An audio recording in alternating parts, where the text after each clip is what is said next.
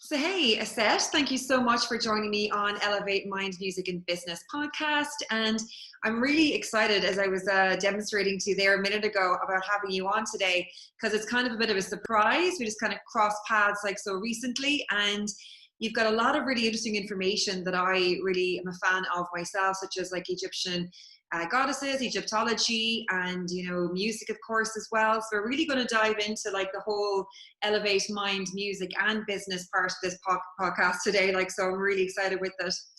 So again, thanks for coming on. And right, okay. So I've got a bunch of questions written out here as well because there's so much information, so many interesting things. So let me see. Right. Okay. So I came across one of your other podcasts and you were talking about how you are ordained a priestess of Isis. So we'll start there. There's so many different things. So tell us about that. Yes. So I've always been intrigued with ancient Egypt and, of course, the pyramids and the mummies and the magic of the place. And when I would say maybe about 15 years ago or so, I was in a meditation class, and we were going to be channeling whatever, like angels or ascended masters or beings. And I was met in the meditation by a goddess named Hathor. And I didn't know what a Hathor was or who she was. And so I, kind of shuffled her away a couple of times, and she kept coming, and so finally I said, okay. And she really entered my body. The energy of this goddess entered my body, and my heart was pounding. I couldn't catch my breath. It was a really powerful experience, and that kind of started me on my journey into Egypt. And I found a program that was through the Fellowship of Isis, and you work through books and you study and you do ritual, and then after 9 months to a year of working on these things, then you are ordained. And so then I started my own school of the goddess, and I have about 17 initiates in my own ICM to ordain priestesses, and I have 2 priestesses to ordain in July. They've finished their studies, and one is going on to her sophomore studies within the ICM to continue her education with the goddess and all things Egypt. So it's pretty exciting. And how long does it actually take to get ordained? How long do you have to be studying for? It takes about 9 months to a year. There are 7 levels that I have in the program, and I like for people to spend at least 4 weeks minimum in each level. But it's a relationship that you begin to build with the goddess, and finding her role for you in your life, how you can be of service, whether that's in a mundane place of work or career, or if it's something that's more overtly spiritual, like being a reader or a healer or a teacher. Okay, wow, that sounds really interesting. So is it something that you can do like globally? I mean, would you take students on that are overseas and take them on online, or do you prefer to kind of do it like face to face, or how does it work? And give us an idea as well as some of the, let's say, for want of a better term, the modules or the teachings that you might have in the program as well. Yes, so it's all online, and it's a solitary practice within a community. So actually this year and the end of last year, I really set up a community space. So there's an online private community where we can all gather. We can share experiences for meditations, our altars, those kinds of things. And I have actually an initiate from Ireland. She's over there. And I've got an initiate in Australia right now. So yes, it is worldwide. And that makes it kind of challenging and fun to try to figure out, Zoom times where we have our monthly meetings, so that it's not, too early for somebody, too late for somebody, to try to get, 17 calendars synced up. I'm still trying to run through finding great success with that. But everyone's very understanding, and I'm very involved with everyone as they read through the books, do their rituals, have their meditations. They email me each week, and So I'm here for everyone. So Okay, amazing. Yeah, I love it. I was kind of like, asking nearly for myself a little bit, but I'm sure the people that would be interested and want to know too. Because yeah, I mean, I suppose like a lot of women, like they would kind of have like an interest in things like that are metaphysical and Egyptology as well. And of course, Isis is a big part of all of that. And I've always kind of admired her myself, like, but just didn't kind of ever go into anything with regards, or because I wouldn't know where to start. But that sounds like it would be a really good start. So I might actually ask you more about yes, this. yes. And something that you said is really important to note.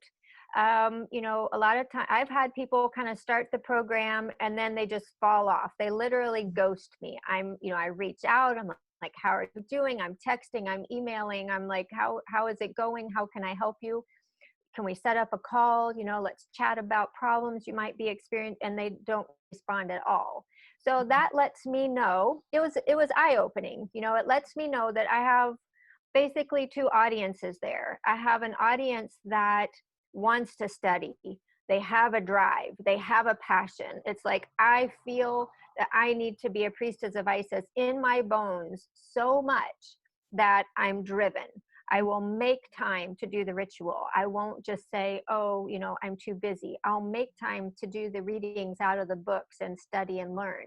Yeah. And then I have the other group, which might be, a larger group of, the humanity, which is, I'm just interested in Egypt. I want to learn everything I can about it, but I don't want a structured program. I want to take a class here. I want to take a class there. I might want to do some work or some explorations. I might want to read through them and not do them at all.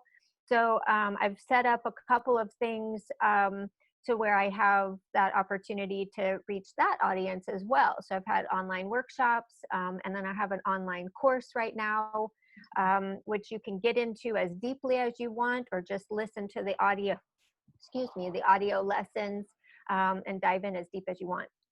Okay, yeah, because that is a good point actually. Because a lot of people do cite, I mean, even just dipping into the business aspect as well, like when it comes to things like, anything like online courses, it is kind of difficult to, when you get in so many people in the door, say of an online course, and you're working with them on a weekly or monthly basis, they do tend to drop off quite a bit. And it's, ideally it'd be a great idea to kind of vet them beforehand and make sure that, as you said, it's something that they have to drive for, and it's something that's in their bones and they really want to do, depending of course on obviously what niche it is. But yours is very specified, so it is something that you can't just sort of dabble in. I mean, you'd want to kind of have a good sort of history of like what Egyptology is and about the goddesses and everything else before actually diving into it. And this kind of sounds like it's got everything that one would need, that would have that kind of interest anyway.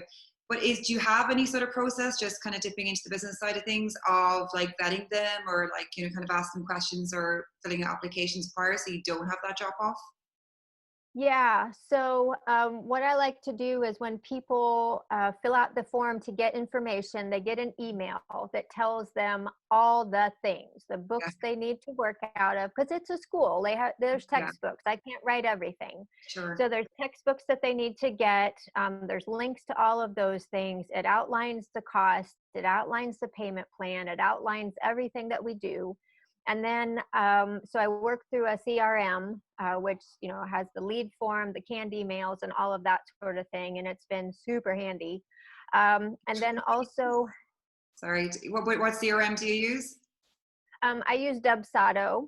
Oh yes, we were talking Uh, about it yesterday. Yeah, it's a really good CRM. Again, kind of bringing the business side of things into it. Yeah, it's really yes, good. Yeah, yeah, yes. So, and I think I have an affiliate link. So reach yeah. out if you want to use it, Yeah, because put it in I really the show love it. notes, absolutely. Yes, yes.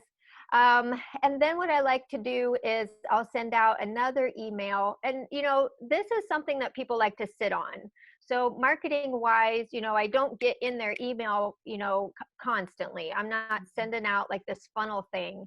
I let them sit with it.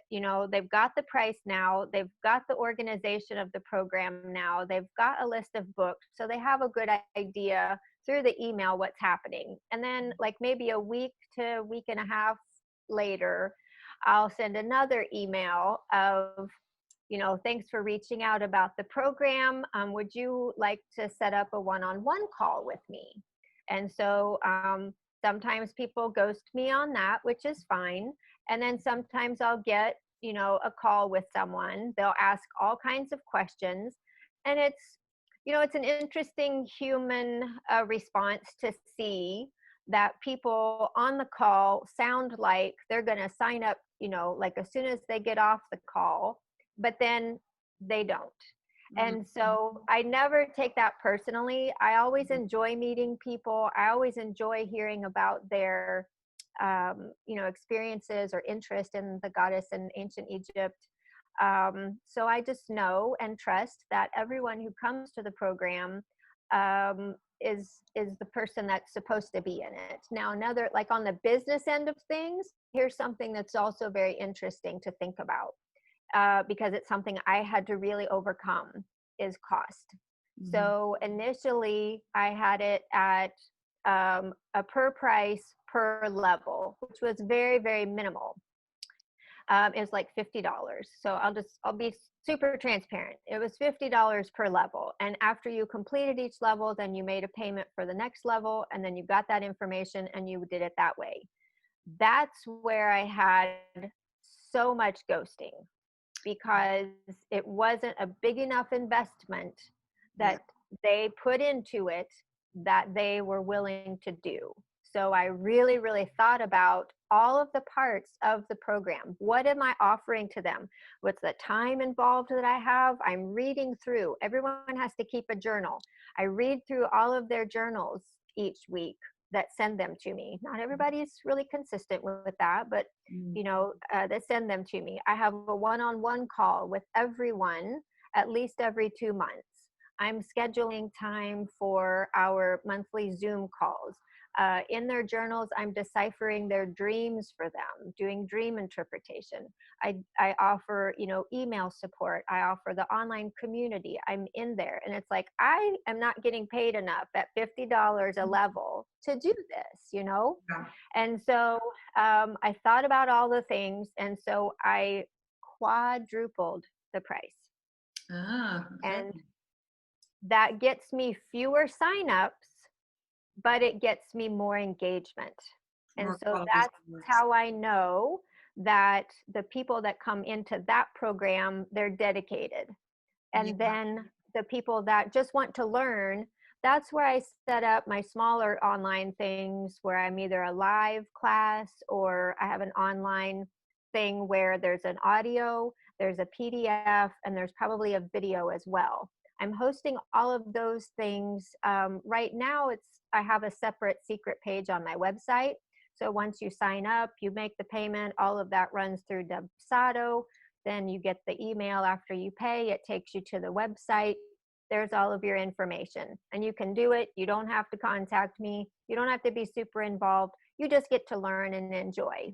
And then that's, Yeah, that sounds like a really good idea, because I've heard of that as well before in the past, where people are kind of finding that it's very hard the retention rate is quite difficult. And particularly you think at the beginning that for a lower price, it would entice more people to join up, and then therefore they would get the quality, they would enjoy it and continue on. But yeah, when it's a low price point, they take it or leave it whenever they want. So when it's a higher price point, yeah, it really does kind of, give them that more, I suppose, the commitment and dedication they kind of have to put into it. They'll stick it out because they're paying for it. So yeah, it's definitely a good tactic, and it does work, because I suppose if you're getting something for hardly anything, you're not really going to value it as much. So it does make sense. But then again, it's going to skip back to the Egyptology with the background that you have. You were telling me at the beginning actually about that. So tell us about that now again. Yes. So this temple is the kiosk at the island of Philae, where the Temple of Isis is in Egypt, which is near Aswan. And this is a temple that is one of, I think, over 20 temples in Egypt that were dismantled and moved to new locations in order to preserve them.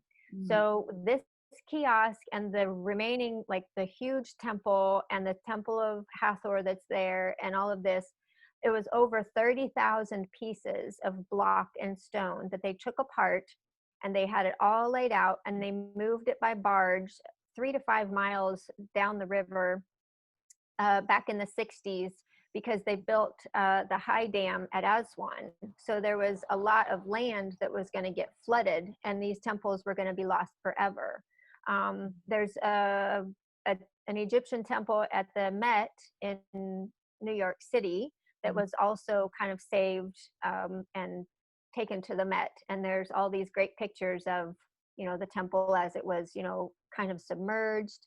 And then they had to like build this moat around it to, get out all the water and pump it out so they could get to the temple, get all the blocks. I mean, it's just an amazing undertaking. Yeah. So it's really fascinating. And I take it you've been to the pyramids in Giza?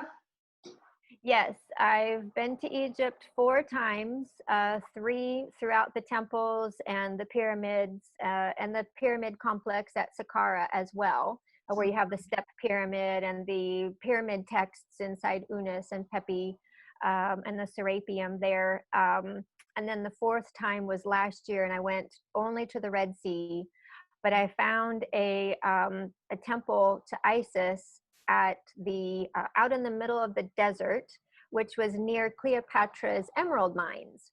And so I hopped in a Jeep and went out, bahaing across the desert to get to this temple. And I believe they're called a Speos temple, Speos temple, where they're just in the rock face. So there's a big mountain, and then there's just hewn out in the rock, and it was really incredible. And her name was carved there in hieroglyphs. It was very, very special to see. Yeah, absolutely. And is that something that's on like the tourist map, or did you discover it yourself just by digging? Yeah, so the tours around to all the temples, including this one behind me at sunrise, which is a really wonderful time to be at Philae, that is with my Egyptian tour company, Two Ladies Travel Co. And you can find out information. We're going back to Egypt in September of 2021 with my colleague Normandy Ellis.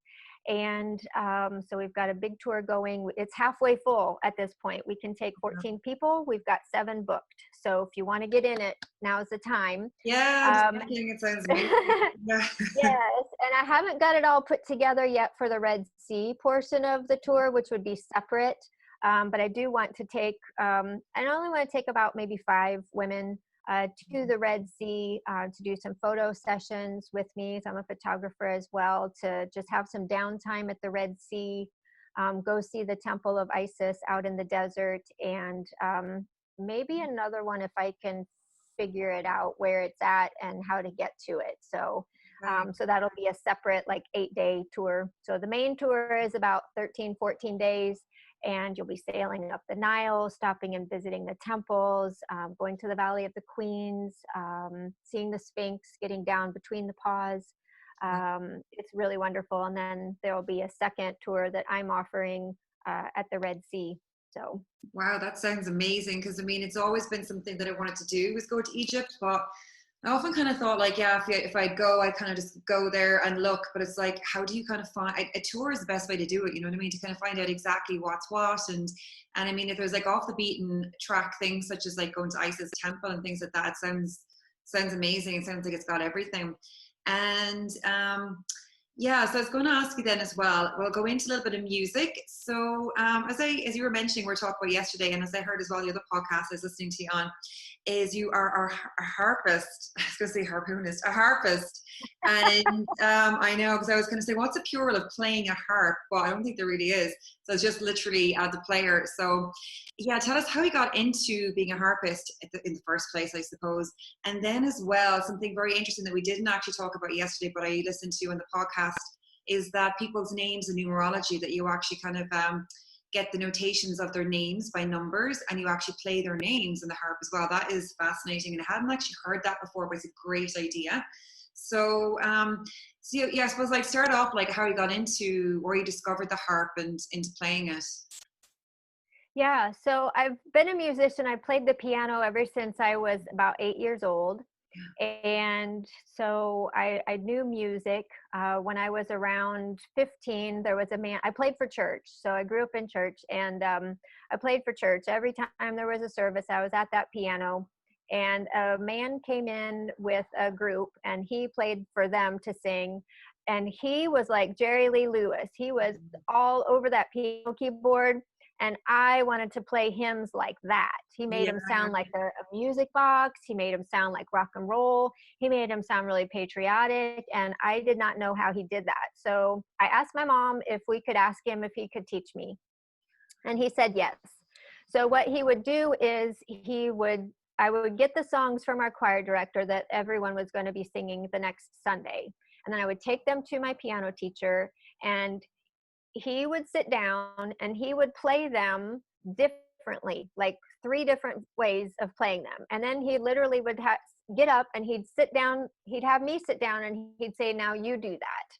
And I literally was like, I don't know what you're doing. Mm-hmm. And he showed me how to work within the chords of the songs. Like there's the C, then there's a G. How does the C chord blend into the G chord? How can you take the notes and then all of a sudden you're in the G?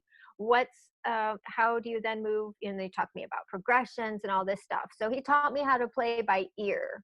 Okay. And so years later, fast forward like 20 years, I went on a Mary Magdalene tour through the UK and Scotland with a harpist and sound healer. And I loved her music. It was really, really beautiful. And then my daughters, like a year or 2 later, were in a Shakespeare play.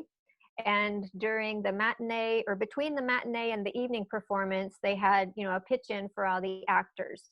And they had also brought in a harpist to play, Yeah. And at the time, my husband at the time, he was like, I like the harp. That's really pretty. And I said, yeah, it would be fun to play. And he said, why don't you play one? And I said, well, I don't have one.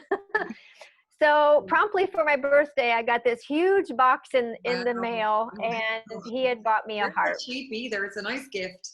Wow. So he bought me a harp, and so I started taking some lessons because I didn't know how to tune it. I didn't know how to do the fingering, and I literally only took about 8 lessons. And then I played written music and finger exercises and things like that for about a year. Sure. And then during winter solstice, I was sitting on my piano. I had it on my piano bench, so you could straddle the seat or the bench and have it there with you and play. And I was playing, and I don't know how to say this without sounding weird, but it's my world. So the sky goddess Newt, she kind of was telling me a little bit about her story, how she's separated from her husband, who's the earth, and she's the sky, and she can never hold him. She can never touch him. Mm-hmm. She can never feel his embrace anymore because she's supposed to be the sky and he's supposed to be the earth. And there was this longing that I was feeling from her. Mm-hmm. And she sat down on the piano bench beside me and she said, play that song, play my story. And I said, well, I don't know how to do that. So she started showing me things like there's something that has to do with the notes and how there's numerology, and you should be able to like correlate notes with the letters in their names. And I had no idea what she was showing me. So I just started like Googling, numerology and music. And wow, I was like, it's a thing. There's a whole chart there where you can either start with the note C or A, and each letter of the alphabet with the numerology, and you map it all out. And I was like, okay. So I mapped out her name. I mapped out her husband's name. And then I started just listening to the story and feeling the emotion of it. And I started to play, and I don't remember all of my music theory. So it literally was chicken scratches. There's no, like quarter notes, half notes, nothing on my music score. It was just little scratch marks of, these are the notes. These are what I play. This is the chord, kind of like bake sheets where you write the chord. And that was the very first song I ever wrote. And so... And like with that as well, like if you were writing somebody's name in numerology, or if you were playing somebody's name in numerology, do you do it in like alphabetical or like consecutive order of the spelling of their name? Or do you just kind of get the notes and you kind of arrange them in a harmonic way, let's say? Yes, it's a combination of both. Okay. So I look at their name, because then you have to think about like what key am I going to play this in? Yeah. And generally, when I play songs for people, I don't know their story. I Mm-hmm. have to use my intuition to tap into what's their soul's history, what is their soul's purpose, what are the things that they need to tap back into. Mm-hmm. And so I'll map out their name and I'll look at the notes to kind of tell me like what key I should play this in. And I keep it very simple: C, G, G minor, those kinds of things. So I don't play, I don't use like A minor or, A flat minor. I don't play in, I don't get too complicated. Sure. Um, and then I start to just play the notes as there are. Mm-hmm. Sometimes people will have lots of C's and D's. I mean, they'll have lots of reoccurring things. And so when that happens, I'll play around with it to bounce that note back and forth. Or I'll work in the chords and kind of blend those together. So it just varies. And when you're sort of, I suppose, accessing their soul, as you were saying, like to kind of get an idea of like, how they're resonating energetically, are you accessing that, would you say, from like maybe the Akashic records, or is it just purely from something that you're energetically picking up through your intuition, or how would you say you're kind of like accessing their information to be able to put onto music? Yeah, I would say it's a combination of both things. And actually, if someone gives me their name, I will take at least a week before I can, because I'll sit and I'll think about them. I don't know them from anybody. And Mm. I'll think about them. Like I'll spend some time while I'm doing dishes or, taking a walk. I'll think about this person and what would their song sound like? And I'll have their notes mapped out already. And maybe I'll, play around with them a little bit, but it just is not coming to me. And Yeah. then there gets to be a time where I'm playing around with their notes and I'm realizing that a song is happening. So that's when I stop, I grab my recorder, I start to just record and play. And I try not to think about the fact that I'm recording, because then the other part of my brain comes in Yeah. and then you get, so it's like any performance, you forget you have an audience Hmm. or you feed off of that audience's energy to Sure. be able to perform. Yeah, So very true as well.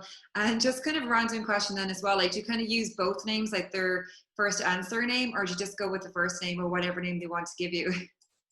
yes, I like to tell them I don't want to use their whole name. I Okay. don't want their first, middle, and last name, because I tell them that's your in trouble name. Like when you're in trouble, your mama calls you by all of your names. Yeah. And I don't want this to be your I'm in trouble song. So I go by, the first name that, if someone says your name, Yeah. if someone says Antonia, then you're like, what? And you turn your head, like that's the thing your soul recognizes right Yeah. away. Yeah. I like to use your first name, and I'll like if it's Catherine, or maybe even your name, Antonia. Maybe you go by Tony sometimes. So I'll map out both of them and kind of combine those two names and mesh them together. Okay, very good. And then just as well on, as you were saying, like about the sky goddess, she kind of came to you then like like how did she come to you then when you were, say, playing the harp? Is it more sort of a vision thing that you're seeing, or is it a feeling or an emotion, or how are you kind of receiving that information as a download, let's say? Yeah. Yeah. So, it's interesting to talk about the sky goddess Nut, because in the history of Egypt, you'll find that there are like older goddesses. So you've got Isis, Mhm. but she has a lot of attributes. She's a sky goddess as well, and she has a lot of attributes of her mother Nut, and Nut has a lot of attributes of the goddess Hathor. Um, so as I said before, Hathor was the goddess that came to me all those years ago in the meditation, and she's a goddess of music, and she is a specifically, and she's a goddess of the sky. She holds the zodiac. That was her role. And then later on, as the dynasties progressed and capitals moved around the country, Nut became a goddess that took on a lot of Hathor's attributes. So now I really feel that Hathor is the goddess that I'm connecting more with through the music.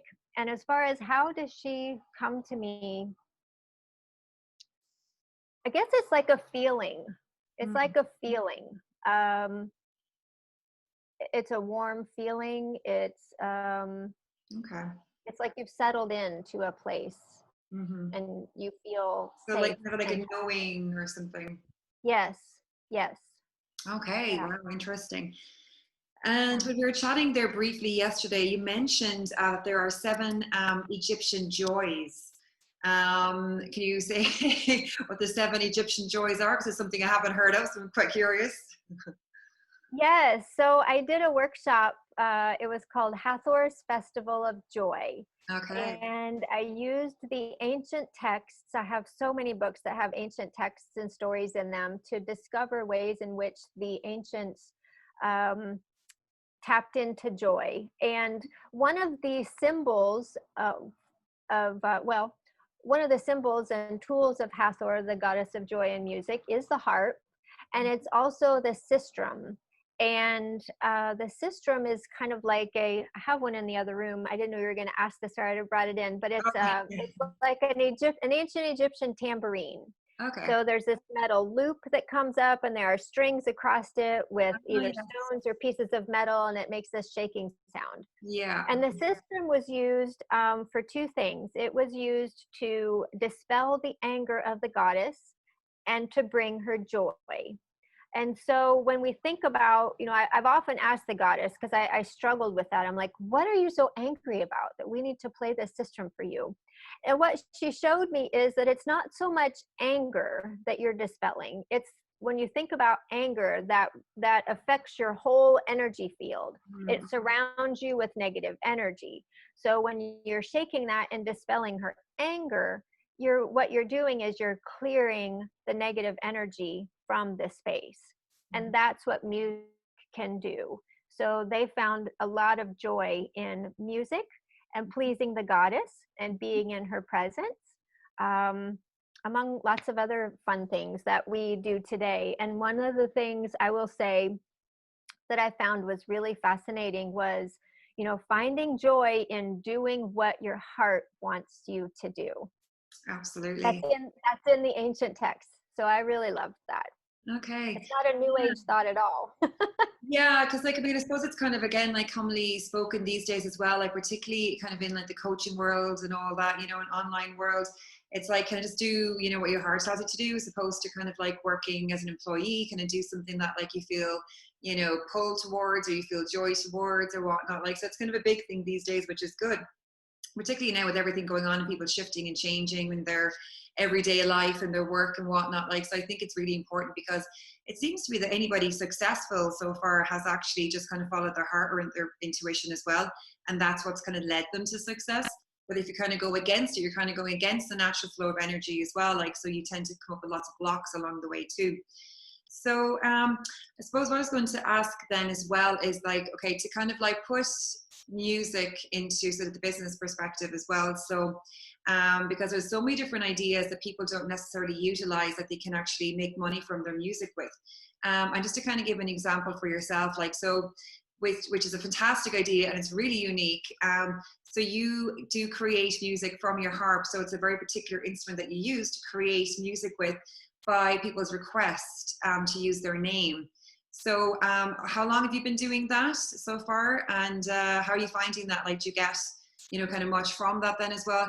Because I was saying before, I was doing Facebook Live and I was kind of suggesting that people can, make music or make money rather from musically writing like personalized songs. But to do it in the unique way that you're doing it is something else and something I'm definitely going to look into afterwards. I want you to send me all your links so I can check it all out. But yeah, so how do you kind of find that? So you're saying about the process too, is that it's kind of something you'll take your time with. So yeah, how do you find that people receive it then? And are people, do you have a lot of people that are interested in something like that? Yeah, so usually, so on the business side of things, this is Mhm. something that when people see it in action or they see you play your instrument and they're touched by it, people, if we're talking about the business part of things, Mm, people will give money to something that makes them feel something. for If sure. whether it's, like Harley Davidson, it's a status symbol, right? So they're gonna, that's why they want to spend money on that. And of some sort or another. That's a status symbol. So that's why people spend money on that. Something that makes them feel good. Like people will buy antique, Coca-Cola signs because it makes them remember, spending time with their grandpa, and they would drink Coca-Cola while they were fishing or whatever. So it's an emotional response that people get that makes them want to share their money with you. So when you're selling your music, you have to touch into what is it that your music is doing for them? How is it helping them? How is it contributing to their life and creating something that they don't have? So for instance, with my music, I'm offering a place for them to reconnect with their soul purpose, because we've gotten busy with life. Maybe as an adult, this is not the place that we thought we were in, or going to be in when we got to this age. It's very windy on my backdrop.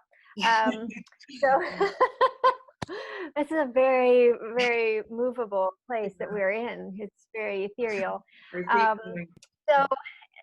So that's the thing to think about with your music. So maybe, I've played my harp for weddings, and generally I tell the couple, if you've got specific songs you want me to play, like I've played Over the Rainbow because, the bride's, her father wasn't there, and so when they walk up the aisle, that's what they wanted to come up the aisle to, was because that song reminds them of their father who's not here with them to walk them. And that was their way of having him be with them in the ceremony.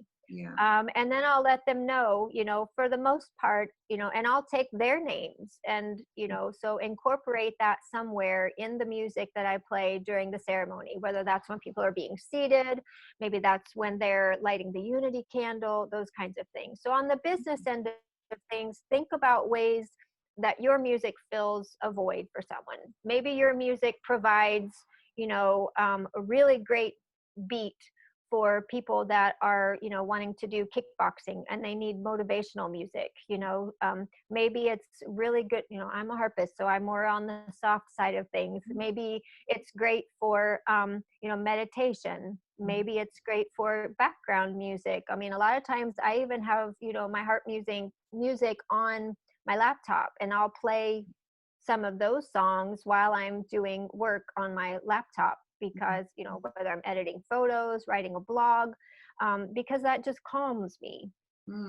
So, that's really, really good advice, actually, to be honest, because, a lot of musicians might just kind of play music because it's what they think people want to hear, or they might think that's what might sell, or, it's kind of like what they like themselves particularly. But it's really important to kind of, and it's sort of really part of that branding as well. Like branding is something that's extremely important too, to be able to kind of have the identity as a musician, but to kind of generate that feeling, whether it's a feeling that feels good for you or a feeling that you want other people to feel. So I think that's really good advice, actually, to be honest. So another question I had was, how do you go about alchemizing musical notes to balance the soul? Kind of touched off that, but I suppose if that's something you can kind of like elaborate on a little bit. So I suppose it's really how you kind of alchemize the notes to balance the soul. So I suppose this is really kind of like, as you mentioned already, the harmonics of everything and the notation. Yes. So it's just intuition. And sometimes the songs, it's interesting. They'll start out one way, and then there's kind of a middle section that happens. So musically, you've got like verses and stanzas and like the middle. I don't remember all the parts of a song, but if you listen to songs, there's this part, and then there's this part in the middle that does something else, and then it gets back to this other part. Where they sound a little bit different. So that kind of happens when I'm playing a song for someone as well. It's like, this is the part of the song that tells this part of their story, and then all of these things were happening, and it got all jumbled up, and then we're going to get back to the core of things. Well, that's kind of nicely explained, actually, because I think everyone has a bit of chaos in their life. So it's kind of, everything is like nice and smooth, and then there's like a bit of chaotic craziness going on, and then it's like smooth again, then maybe more. So it's kind of like a dramatic classical or operatic form or something, but just smooth it out and to make sound beautiful on the harp. So yeah, very nice. And then Yeah. just going back to your course then as well. So I suppose, how long have you been doing courses, just to kind of like finish up on a bit of business again? And because I mean, I suppose like everyone these days, whether they're a coach or whatnot, they kind of do end up developing online courses just to kind of like have like an evergreen for their own, whether if they're a consultant, their own expertise, whatever it is. So and so many people are doing it these days, and it's great. So how long have you been doing online courses? And it was like, what kind of advice would you give to people that want to start doing an online course, or how did you find it? And yeah, whatever kind of tips or advice you might give on that. Oh, this is a juicy one. Okay. So I've been doing online courses for probably about 3 years, but they were things that it was a thing that I'd create and then I put it on my website and it's just kind of sitting there. No one's signing up, it's all on demand, no one's signing up, that sort of thing. And it's like, well, why, how are people going to find this? What is going to draw them to this thing? Mm-hmm. So the more I learned about business and marketing, I realized that I started looking at emails I was getting from people, Mm-hmm. especially people that run like a big online course, maybe 2 times a year. Everything that they're sending out, social media, emails, those kinds of things, podcasts, YouTube interviews, everything that they have is pushing people and priming people to feed them a little bit here, and then, oh my gosh, like, I've enjoyed this so much, and now you're doing something big and I can be a part of that, and I can learn even more, and I can even get more involved with you and the way that you teach and the wisdom that you have, because it's helping me. So I guess that's the thing that I started doing, was especially throughout this quarantine, I was a little slow to get on the online class part of things where it's live and you're doing stuff and interacting with people a little bit more. But, and again, Hathor was a goddess who really took me on that path. And so I did a little, a live Zoom class. And after that, I had people sign up that I didn't know. I did spend money for Instagram ads. Everything that I put out, was about Hathor, and the things that she was offering to people, the things that she could help people with, and something that we were all needing at the moment. And so I also did some, I would make announcements on my Facebook pages, like, I'm going to go live tonight and talk about how to study Egyptian gods and goddesses, like, where do you begin, or those kinds of things. And then, you've got to prep people. Yeah. So that's the biggest thing. And so in your emails, everything that you write, a blog post or whatever, think ahead about what it is that you want to promote, and then do littler things up to that. Maybe a couple of free things, like a Q&A session. I did that as well. Like, let's have a Q&A session. You can ask me anything. People sometimes show up for that. Sometimes people don't. People tended to show up more for if I was presenting something that they found interesting. And along those lines, look at feedback that you're already getting. What do people enjoy about your blog? What do people always say about the things that you put out there? What are their comments on the pictures and the posts that you put?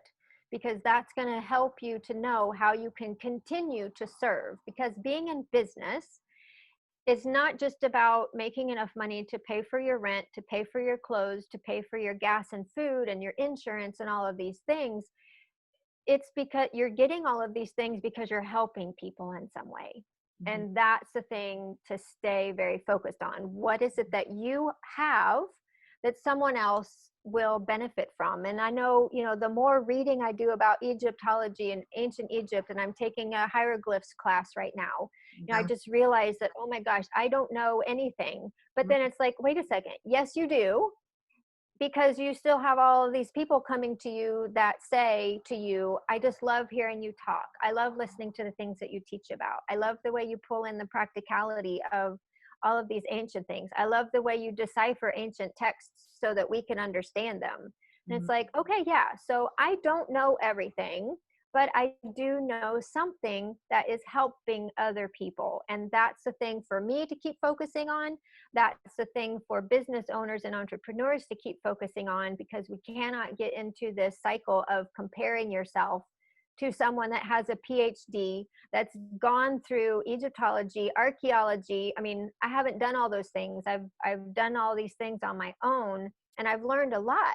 And all of the things that I know, I share. And the same thing that goes for everyone that's starting a business. Look at your strengths, and build up to your course by offering things along the way to kind of prime your audience. And so that's how I've started kind of structuring things. And this is very new, just all through the COVID and kind of coming out of it. So I'm like, great, so now I know I have this online course that I've promoted, did some things for. Now I have another goddess that I'm trying to, start to move into her energy, to think about, when can I put out this course? And I always look at the Egyptian calendar, like what is happening in the Egyptian calendar, so that we can align that course with what's going on then, and then back up from there. What little tidbits of things can I take that wouldn't be in that course, because they've already taken a little small course, that maybe is gonna, like, oh yeah, I want to learn more about that, doing it that way. Does that, I know that was a long thing. I hope that was helpful. That's good, because I mean, I suppose at the end of the day too, it really is about listening to your audience. I mean, that's kind of like the main thing really, and just kind of taking from what they're already telling you and trying to kind of implement that then into the things that you're producing or creating, or any of the products that you're launching. So that is a good thing. And I suppose then for some people, they'd be kind of curious about, like, building up that audience. That's a whole different thing altogether. But once you have that audience, even if it's tiny, just listen to what they're saying, and just keep trying new things until something kind of makes a little bit of traction, and then listen to that. So yeah, that's 100%. So thank you so much. And tell me, where can people find you? Yes. So you can find out all the spiritual things over at thegoddessinside.com. And from there, you can get onto my blog, you can find my music, and that sort of thing. If you want to go to Egypt, go to twoladiestravelco.com to join us there. And I'm on Facebook at The Goddess Inside. I'm on Instagram, The Goddess Inside. So that's the places where you can find me. Perfect. Thank you so much. I think I've actually heard of that travel company. I was like, oh, that kind of sounds familiar. Maybe I think, well, I'm not, I think I might have had, like, just from watching things in Egypt and, on YouTube and little tours and things that I've come across, just kind of doing a little bit of research, but nothing kind of too deep on it. But yeah, I may have. I'll have to look into it anyway again, and I'll recognize it if I have. But listen, thank you so much. It's been very interesting and insightful and inspiring. So hopefully I'll talk to you again very soon again on the podcast about more things that you might have coming up, and more courses if you're launching anything else in the future. And I'll have a look into it all myself too, because I definitely want to check out more of your stuff. So once again, thank you so much, and take care. Thank you.